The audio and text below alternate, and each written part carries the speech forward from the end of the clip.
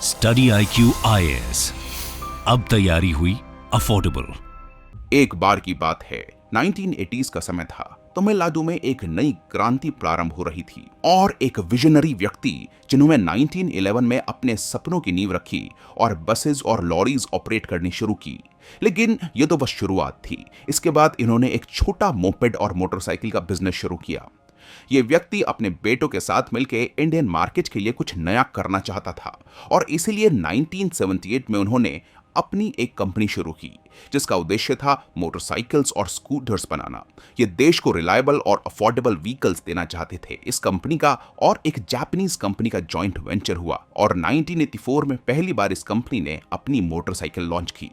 आज ये company world के टॉप 10 टू व्हीलर मैन्युफैक्चरर्स में शामिल है, जिन्होंने चेन्नई के पास होसूर में अपना मैन्युफैक्चरिंग प्लांट सेटअप किया, जहां से उन्हें देश और विदेश दोनों मार्केट्स में अपनी एक पहचान बनाई। तमिलनाडु के एफिशिएंट पोर्ट फैसिलिटीज जैसे चेन्नई पोर्ट और एन्नोर पोर्ट ने उन्हें इंटरनेशनल मार्केट में भी एंट्री दिलाई। इनकी मोटरसाइकिल्स और स्कूटर्स सिर्फ भारत में नहीं बल्कि पूरी दुनिया में चलती हैं। क्या आप जानते हैं ये कौन सी कंपनी है? जी हाँ दोस्तों, ये है टीवीएस मोटर कंपनी की कहानी, जो आज हर हिंदुस्तानी के दिल में अपनी जगह बना चुकी है। और वो व्यक्ति थे टीवी सुंदरम अयंगर, जिन्होंने इस कंपनी की शुरुआत की, और उनके पोते वेणु श्रीनिवासन, जो इस कंपनी को नई ऊंचाइयों पर लेकर गए। लेकिन सवाल ये उठता है कि क्या ये स्टोरी भारत के किसी और स्टेट में रिपीट की जा सकती है? देखिए, तमिलनाडु हमेशा से एक इंडस्ट्रियल स्टेट रहा है। तमिलनाडु का मैन्युफैक्चरिंग सेक्टर इंडिया के जीडीपी का 10.3% कंट्रीब्यूट करता है, जो इसे एक लीडिंग मैन्युफैक्चरिंग स्टेट बनाता है। राज्य में 38,000 से ज्यादा फैक्ट्रीज हैं जो 2 मिलियन लोगों को रोजगार देती हैं। और तो और 2000 से 2020 के बीच तमिलनाडु ने 30 बिलियन की एफडीआई अट्रैक्ट की। वहीं कर्नाटका में सिर्फ 20,000 फैक्ट्रीज हैं और मैन्युफैक्चरिंग जीडीपी का कंट्रीब्यूशन सिर्फ 5.6% है। महाराष्ट्र की मैन्युफैक्चरिंग जीडीपी कंट्रीब्यूशन 9.4% और 25 फैक्ट्रीज हैं। वहीं उत्तर प्रदेश की 1 डिस्ट्रिक्ट 1 प्रोडक्ट इनिशिएटिव और गुजरात के पेट्रोकेमिकल ग्रोथ के बावजूद तमिलनाडु का कॉम्प्रिहेंसिव इंडस्ट्रियल बेस इन सभी स्टेट से आगे है। ये सब कंपैरिजन दिखाते हैं कि क्यों तमिलनाडु को इंडिया की मैन्युफैक्चरिंग कैपिटल कहा जाता है। क्या आप जानते हैं कि तमिलनाडु कैसे इंडिया की मैन्युफैक्चरिंग कैपिटल बना? ये राज्य है जो ज्यादातर लोगों की नजर में टूरिज्म और कल्चर के लिए जाना जाता है, आज मैन्युफैक्चरिंग सेक्टर में भी एक लीडर बन चुका है। आखिर ऐसा क्या है तमिलनाडु में जो इसे बाकी सभी स्टेट से अलग बनाता है?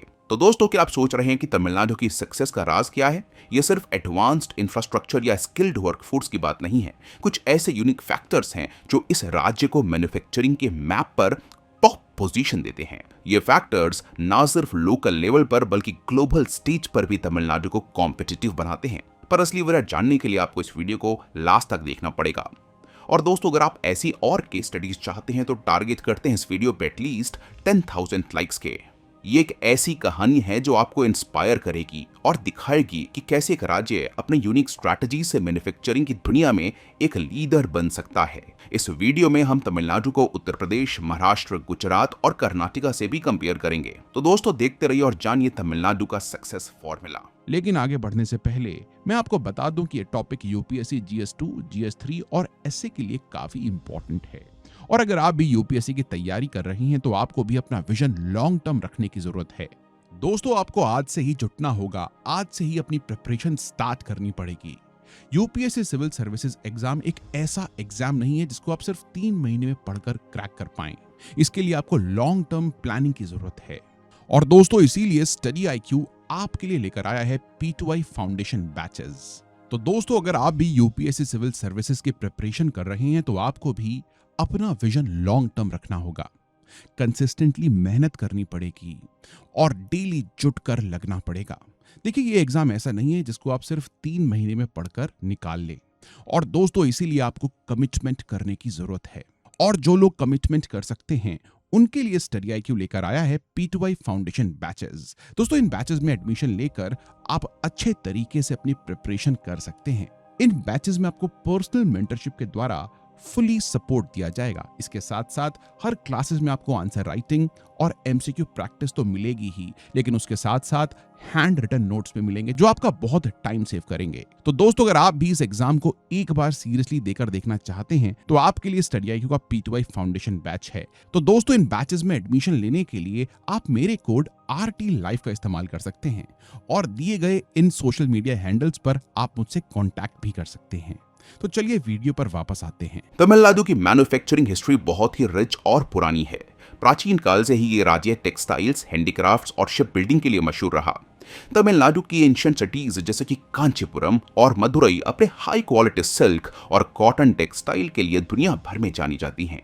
ये ट्रेडिशन आज भी जिंदा है और तमिलनाडु की टेक्सटाइल इंडस्ट्री आज भी इंडिया की लीडिंग इंडस्ट्रीज में से एक है। चोला, पांड्या और चेरा डायनेस्टीज तमिलनाडु के प्राचीन मैन्युफैक्चरिंग लेगेसी की मेन कंट्रीब्यूटर्स रही। चोला डायनेस्टी, जिसने 9th से 13th सेंचुरी तक शासन किया और रोम के साथ ट्रेड को बढ़ावा दिया। ये डायनेस्टी अपने एडवांस्ड मेटलर्जी और ब्रॉन्ज कास्टिंग के लिए जानी जाती थी। उन्होंने ग्रैंड टेम्पल्स का निर्माण किया जो आज भी उनकी क्राफ्टमैनशिप का जीता जागता सबूत है। बृहदेश्वर टेम्पल, जो राजा चोला वन के दौरान बनाया गया, इस समय के आर्किटेक्चरल और इंजीनियरिंग स्किल्स को दिखाता है। पांड्या डायनेस्टी भी टेक्सटाइल्स और पर्ल्स के लिए फेमस थी। मदुरई, जो पांड्यास की राजधानी थी, अपने हैंडलूम इंडस्ट्री और हाई क्वालिटी कॉटन के लिए प्रसिद्ध थी। इन्होंने रोमन एम्पायर के साथ भी ट्रेड किया जो तमिल टेक्सटाइल्स और पर्ल्स को यूरोप तक ले गए।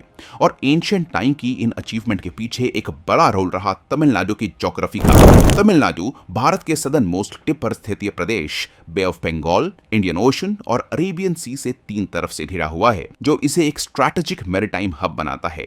ये स्ट्रैटेजिक लोकेशन तमिलनाडु को इंटरनेशनल ट्रेड और कॉमर्स का एक मेजर सेंटर बनाती है, जहां पुलिकैट लेक से लेकर कन्याकुमारी तक का कोस्ट कोरमंडल कोस्ट का पार्ट है। वहीं कन्याकुमारी से कोलमकोड का कोस्ट मालाबार कोस्ट का हिस्सा है, जहां वेस्ट में आपको वेस्टर्न घाट्स के रूप में नीलगिरीज, अन्नामलाई हिल्स और येल्लामला यानी कि कार्डमम हिल्स देखने को मिलते हैं।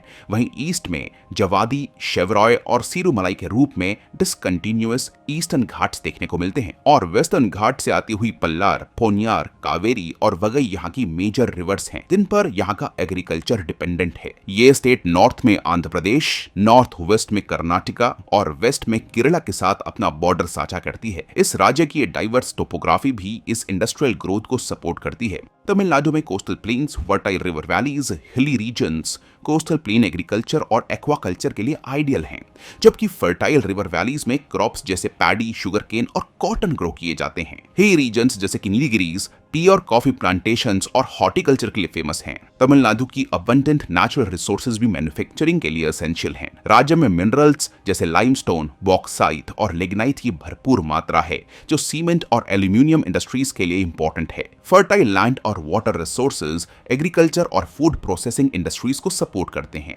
ये नेचुरल रिसोर्सेज तमिलनाडु को डाइवर्स इंडस्ट्रियल बेस डेवलप करने में मदद करते हैं। तमिलनाडु के मेजर इंडस्ट्रियल जोन्स जैसे चेन्नई, कोयम्बतूर, मदुरई और त्रिचुपल्ली मैन्युफैक्चरिंग के मेजर हब है।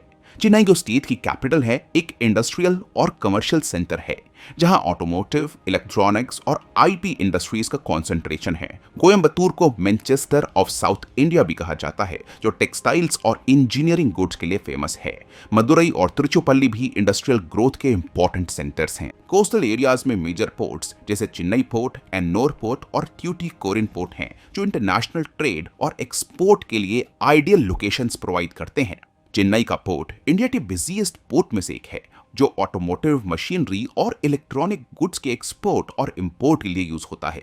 एन्नोर पोर्ट, जो कमराजर पोर्ट के नाम से भी जाना जाता है, एक ऑल वेदर पोर्ट है जो इंडस्ट्रियल गुड्स के ट्रांसपोर्टेशन को सपोर्ट करता है। ट्यूटिकोरिन पोर्ट या VO Chidambaranar port south Tamil Nadu का एक सिग्निफिकेंट पोर्ट है, जो कंटेनर ट्रैफिक और बल्क कार्गो हैंडलिंग में स्पेशलाइज करता है। तमिलनाडु का वेल डेवलप्ड रोड नेटवर्क भी इसकी मैन्युफैक्चरिंग सक्सेस का एक इंपॉर्टेंट फैक्टर रहा है। स्टेट में नेशनल हाईवेज और एक्सप्रेसवेज का एक्सटेंसिव नेटवर्क है, जो मेजर इंडस्ट्रियल जोन्स को पोर्ट और मार्केट से कनेक्ट करते हैं। तमिलनाडु गोल्डन क्वाड्रिलेटरल प्रोजेक्ट का एक मेजर हिस्सा है। चेन्नई से मुंबई और कोलकाता तक national highways seamlessly transportation ensure करते हैं। तमिलनाडु में टोटल 25 नेशनल हाईवेज हैं, जैसे कि नेशनल हाईवे 44 जो कश्मीर को कन्याकुमारी से कनेक्ट करता है, तमिलनाडु का मुख्य हाईवे में से एक है। यह हाईवे राज्य के इंपॉर्टेंट सिटीज जैसे मदुरई और दिंडिगुल से गुजरता है। NH32 जो चेन्नई से थूथकुडई तक जाता है, कोस्टल रूट कवर करता है और ट्रेड के लिए इंपॉर्टेंट है। NH38 वेल्लोर से थूथकुडई को कनेक्ट करता है और NH48 जो चेन्नई से बैंगलोर जाता है, IT कॉरिडोर के लिए वाइटल है। और NH83 कोयम्बटूर से नागपट्टिनम तक। इसके साथ साथ नेशनल हाईवे 79 सालेम को उलंदूर पेट से कनेक्ट करता है। इसके साथ साथ चेन्नई बैंगलोर एक्सप्रेसवे इस राज्य का मेजर एक्सप्रेसवे है जो इंडिया की मैन्युफैक्चरिंग कैपिटल चेन्नई और IT कैपिटल बैंगलोर को कनेक्ट करता है। ये हाईवेज तमिलनाडु के इंफ्रा और इकोनॉमिक ग्रोथ की बैकबोन हैं और टाइमली डिलीवरी और लॉजिस्टिक्स कॉस्ट को रिड्यूस करने में मदद करते हैं। रेल कनेक्टिविटी भी तमिलनाडु में काफी स्ट्रांग है। इंडियन रेलवेज का सदर्न जोन जो चेन्नई में हेडक्वार्टर्ड है, स्टेट के मेजर इंडस्ट्रियल जोन्स और पोर्ट्स को कनेक्ट करता है। ये रेल नेटवर्क रॉ मटेरियल और फिनिश्ड गुड्स के एफिशिएंट ट्रांसपोर्टेशन को अनेबल करता है। सदर्न रेलवे जोन तमिलनाडु के दूसरे इंडियन स्टेट्स और मेजर मार्केट से भी कनेक्ट करता है। एयर कनेक्टिविटी भी तमिलनाडु के मैन्युफैक्चरिंग सेक्टर को सपोर्ट करती है। स्टेट में 4 इंटरनेशनल एयरपोर्ट्स हैं, चेन्नई, कोयम्बतूर, मदुरई और त्रिचुपल्ली, जो ग्लोबल कनेक्टिविटी को इंश्योर करते हैं। चेन्नई इंटरनेशनल एयरपोर्ट जो सदर्न इंडिया का बिजिएस्ट एयरपोर्ट है, काफी सारी इंटरनेशनल कार्गो फ्लाइट्स हैंडल करता है। ये एयरपोर्ट हाई वैल्यू गुड्स जैसे इलेक्ट्रॉनिक्स और प्रिसीजन इंस्ट्रूमेंट्स के क्विक ट्रांसपोर्टेशन के लिए आइडियल है। कोयम्बतूर और त्रिचुपल्ली एयरपोर्ट्स भी इंडस्ट्रियल गुड्स के ट्रांसपोर्टेशन को सपोर्ट करते हैं। तमिलनाडु के इंडस्ट्रियल पार्क्स और SEZs यानी कि स्पेशल इकोनॉमिक जोन्स भी राज्य की मैन्युफैक्चरिंग सक्सेस में इंपॉर्टेंट रोल प्ले करते हैं। SIPCOT यानी कि state industries promotion cooperation of Tamil Nadu ने स्टेट में काफी सारी इंडस्ट्रियल कॉम्प्लेक्स और पार्क्स डेवलप किए हैं। ये इंडस्ट्रियल पार्क्स एडवांस्ड इंफ्रा और फैसिलिटीज प्रोवाइड करते हैं जो मैन्युफैक्चरर्स के लिए बेनिफिशियल हैं। चेन्नई की महिंद्रा वर्ल्ड सिटी इसका एक प्राइम एग्जाम्पल है जो इंटीग्रेटेड बिजनेस सिटी है और मैन्युफैक्चरिंग और सर्विसेज इंडस्ट्रीज के लिए वर्ल्ड क्लास इंफ्रा ऑफर करती है। तमिलनाडु की गवर्नमेंट पॉलिसीज भी मैन्युफैक्चरिंग सेक्टर को सपोर्ट करती हैं। राज्य की इंडस्ट्रियल पॉलिसीज इन्वेस्टमेंट को अट्रैक्ट करने के लिए काफी सपोर्टिव हैं। तमिलनाडु की इंडस्ट्रियल पॉलिसी 2021 का एम 10 लाख करोड़ का इन्वेस्टमेंट अट्रैक्ट करना है और 20 लाख जॉब क्रिएट करना भी। यह policies infrastructure development, ease of doing business और स्किल्ड लेबर फोर्स को प्रमोट करती हैं। गवर्नमेंट की इनिशिएटिव्स मैन्युफैक्चरिंग सेक्टर के ग्रोथ को बूस्ट करने में काफी मददगार हैं। In conclusion, तमिलनाडु की rich history, geographic location, advanced infra, well connected transport network और सपोर्टिव गवर्नमेंट पॉलिसीज इस राज्य को इंडिया का मैन्युफैक्चरिंग कैपिटल बना देती हैं और इसीलिए तमिलनाडु की कैपिटल चेन्नई को डेट्रॉइट ऑफ एशिया भी कहा जाता है क्योंकि यहाँ ऑटोमोटिव इंडस्ट्री काफी डेवलप्ड है। स्टेट में Hyundai, Ford, BMW, Renault Nissan, Ashok Leyland और TVS मोटर जैसे मेजर ऑटोमोबाइल मैन्युफैक्चरर्स के प्लांट्स हैं। तमिलनाडु का ऑटोमोटिव सेक्टर इंडिया के टोटल ऑटोमोटिव प्रोडक्शन का 35% कंट्रीब्यूट करता है। चेन्नई के श्री पेरुम्बदूर प्लांट में Hyundai की एनुअल प्रोडक्शन कैपेसिटी 700,000 यूनिट्स हैं और वर्ल्ड ओवर यहां से कार एक्सपोर्ट्स करी जाती हैं। इलेक्ट्रॉनिक्स मैन्युफैक्चरिंग में भी तमिलनाडु ने अपना नाम बनाया है। फॉक्सकॉन, डेल, सैमसंग जैसी ग्लोबल कंपनीज चेन्नई और इसके आसपास अपनी मैन्युफैक्चरिंग यूनिट्स ऑपरेट करती हैं।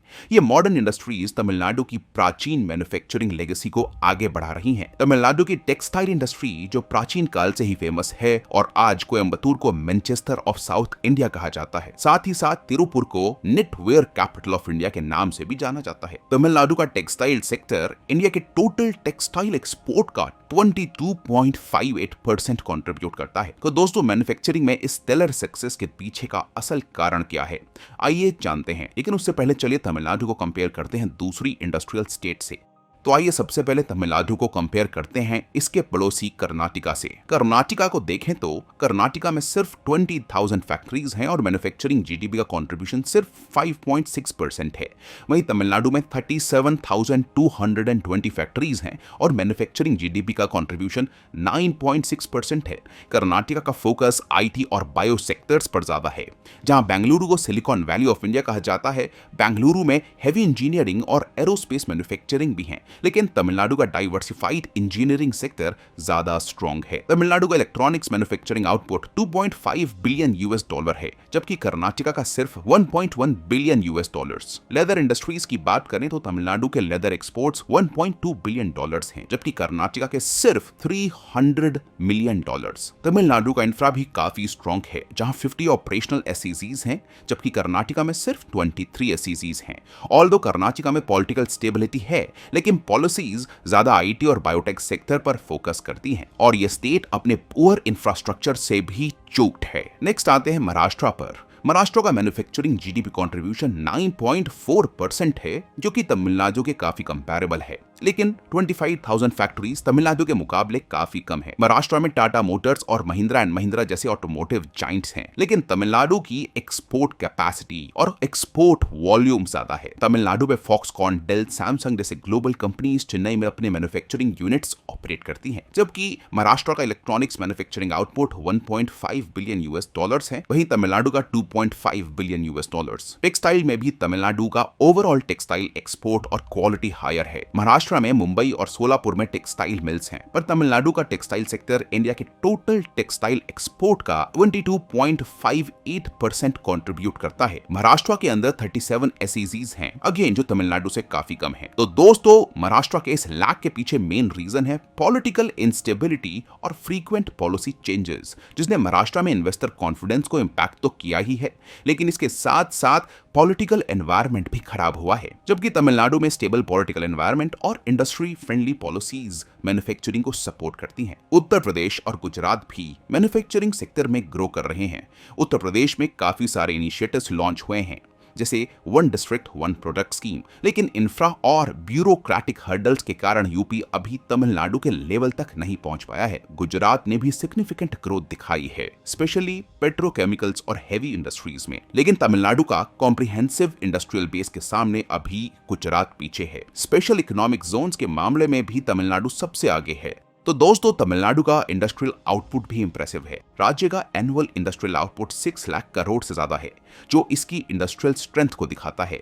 गुजरात का annual industrial output 5 lakh crore है, महाराष्ट्र का 5.5 लाख करोड़ और कर्नाटका का सिर्फ 3 लाख करोड़ के आसपास है। ये क्लियरली दिखाता है कि तमिलनाडु इंडस्ट्रियल आउटपुट में भी आगे है। मैन्युफैक्चरिंग में एम्प्लॉयमेंट जनरेशन के मामले में भी तमिलनाडु टॉप पर है। रीसेंट रिपोर्ट्स के मुताबिक तमिलनाडु ने पिछले कुछ सालों में मैन्युफैक्चरिंग में 20 लाख से ज्यादा एम्प्लॉयमेंट अपॉर्चुनिटीज क्रिएट की हैं। वहीं महाराष्ट्र ने 15 लाख और कर्नाटका ने सिर्फ 10 लाख एम्प्लॉयमेंट अपॉर्चुनिटीज जनरेट की हैं। उत्तर प्रदेश और गुजरात भी एम्प्लॉयमेंट जनरेशन में तमिलनाडु से पीछे हैं। यूपी के ओडीओपी इनिशिएटिव्स और नोएडा एंड गाजियाबाद में ऑटोमोटिव प्लांट्स हैं, पर यूपी का इंफ्रा भी तमिलनाडु के लेवल तक नहीं पहुंच पाया है, जिसकी वजह से उत्तर प्रदेश का इलेक्ट्रॉनिक्स मैन्युफैक्चरिंग आउटपुट सिर्फ 1 बिलियन यूएस डॉलर्स है और तमिलनाडु का 2.5 billion US dollars. Textile sector में तमिलनाडु का ओवरऑल टेक्सटाइल प्रोडक्शन और क्वालिटी हायर है। सूरत गुजरात का मेन टेक्सटाइल सेंटर है, लेकिन तमिलनाडु का डाइवर्सिफाइड टेक्सटाइल बेस ज्यादा स्ट्रॉन्ग है। यूपी में वाराणसी और कानपुर टेक्सटाइल हब्स हैं, लेकिन अगेन तमिलनाडु का लार्ज स्केल टेक्सटाइल प्रोडक्शन और एक्सपोर्ट के सामने काफी पीछे है। साथ ही साथ तमिलनाडु के 50 ऑपरेशनल एसईजीज के सामने गुजरात में 20 और यूपी में सिर्फ 15 एसईजीज हैं। तमिलनाडु का इंफ्रास्ट्रक्चर और पोर्ट्स भी काफी स्ट्रॉन्ग है। साथ ही लेदर इंडस्ट्री में भी तमिलनाडु आगे है। जहां तमिलनाडु का लेदर एक्सपोर्ट 1.2 बिलियन है, वहीं गुजरात और यूपी के एक्सपोर्ट इसके मुकाबले बहुत कम है। लेकिन दोस्तों, ये सब तमिलनाडु ने अचीव कैसे किया, चलिए जानते हैं। तमिलनाडु की गवर्नमेंट ने कंसिस्टेंटली इंडस्ट्रियल पॉलिसीज को इंप्लीमेंट किया जो मैन्युफैक्चरिंग सेक्टर को सपोर्ट करती है। इंफ्रास्ट्रक्चर डेवलपमेंट, टैक्स इंसेंटिव्स और इन्वेस्टमेंट प्रमोशन पर फोकस करने वाली इन्हीं पॉलिसीज ने इंडस्ट्रियल ग्रोथ को बूस्ट किया और अब तमिलनाडु की industrial policy 2021, automobile and auto component policy 2020, electronics hardware manufacturing policy 2020 और startup and innovation policy 2018 to 2023 इस स्टेट को नेक्स्ट लेवल पर लेकर जाएगी। इसके साथ साथ इस राज्य में इंजीनियरिंग और टेक्निकल इंस्टीट्यूट्स की भरपूर मात्रा है जो स्किल्ड लेबर फोर्स प्रोवाइड करती है। यह skilled work force manufacturing units में हाई प्रोडक्टिविटी और एफिशिएंसी इंश्योर करती हैं। लेकिन एजुकेशन में असली रिफॉर्म का कारण है 1980s में तमिलनाडु का एजुकेशन को यूनिवर्सल बनाने के लिए कई इनिशिएटिव्स। जिनमें प्राइमरी और सेकेंडरी स्कूल की एस्टेब्लिशमेंट, फ्री टेक्स्ट बुक और यूनिफॉर्म प्रोवाइड करना और टीचर ट्रेनिंग और करिकुलम डेवलपमेंट जैसे प्रोग्राम्स शामिल थे। तमिलनाडु ने मदर टंग में एजुकेशन को भी प्रमोट किया। ये अप्रोच स्टूडेंट की अंडरस्टैंडिंग और रिटेंशन इंप्रूव करने के लिए इंपॉर्टेंट है, क्योंकि मदर टंग में पढ़ाई करने से रिटेंशन और अंडरस्टैंडिंग दोनों बेहतर होती हैं और इसी पॉलिसी की मदद से तमिल लैंग्वेज और कल्चर को प्रिजर्व और प्रमोट भी किया जा सका। इसके साथ साथ 1982 में चीफ मिनिस्टर MG रामाचंद्रन ने पुरातची थलाईवार MGR nutritious meal programme launch किया। इस स्कीम का एम था स्कूल चिल्ड्रंस को न्यूट्रिशियस मील प्रोवाइड करना, उनके न्यूट्रिशनल स्टेटस इंप्रूव करना और स्कूल अटेंडेंस बढ़ाना। ये भारत की सबसे पहली और extensive mid day meal programme था, जिसका एग्जाम्पल बाद में पूरे देश ने फॉलो किया और यही इनिशिएटिव्स तमिलनाडु के सोशियो इकोनॉमिक डेवलपमेंट का फाउंडेशन बन गए और बाद में जाके यही इंडस्ट्रियल ग्रोथ में कन्वर्ट हुए। तमिलनाडु की पॉलिटिकल स्टेबिलिटी और गवर्नेंस प्रैक्टिसेस इन्वेस्टर के लिए कॉन्फिडेंस क्रिएट करती हैं। Ease of doing business reforms ने ब्यूरोक्रेटिक हर्डल्स को कम किया और इन्वेस्टमेंट को प्रमोट किया। देखिए, सिर्फ दो पार्टीज AIADMK और DMK ने 1991 के बाद से तमिलनाडु को रूल किया और इसी वजह से तमिलनाडु ने 2000 से 2020 के बीच $30 बिलियन की FDI भी अट्रैक्ट की। Hence political stability, educational and social reforms, industrial policies, geographic location, rich culture और well developed transport infra Tamil Nadu की ग्रोथ को एक्सेलरेट करने में मददगार हैं और इन्हीं सब रीजंस ने तमिलनाडु को इंडिया की मैन्युफैक्चरिंग कैपिटल बना दिया। लेकिन दोस्तों, अभी भी वर्ल्ड लेवल पर पहुंचने के लिए तमिलनाडु को मैन्युफैक्चरिंग सेक्टर में इनोवेशन और रिसर्च एंड डेवलपमेंट का स्कोप बढ़ाने की जरूरत है। शेंजन, चाइना का ग्लोबल मैन्युफैक्चरिंग हब, अपने स्ट्रॉन्ग इनोवेशन इकोसिस्टम और R&D इन्वेस्टमेंट के लिए जाना जाता है। शेंजन में हर साल GDP का 4.2% R&D पर इन्वेस्ट होता है, जो हाईटेक इंडस्ट्रीज को बूस्ट करता है। इसके साथ साथ तमिलनाडु को भी इंडस्ट्री 4.0 के एलिमेंट जैसे IoT, AI और ऑटोमेशन को एडप्ट करने की रिक्वायरमेंट है। एडवांस्ड टेक्नोलॉजीज प्रोडक्टिविटी और एफिशिएंसी तो बढ़ाती ही हैं, जो ग्लोबल कॉम्पिटिटिवनेस के लिए जरूरी हैं। शेंजन का सक्सेस एक well integrated supply chain network पर डिपेंड करता है। तमिलनाडु को भी अपने सप्लाई चेन इंफ्रा को फर्दर इंप्रूव करने की रिक्वायरमेंट है और उसकी क्वालिटी को और बेहतर करने की जरूरत है। एफिशिएंट सप्लाई चेन इंटीग्रेशन से रॉ मटेरियल और फिनिश्ड गुड्स का सीमलेस फ्लो इंश्योर होता है, जो मैन्युफैक्चरिंग सेक्टर के ग्रोथ के लिए एसेंशियल है। एनवायरमेंटल सस्टेनेबिलिटी पर भी फोकस करने की जरूरत है। इसके साथ साथ पॉलिटिकल करप्शन तमिलनाडु में रैम्पेंट है।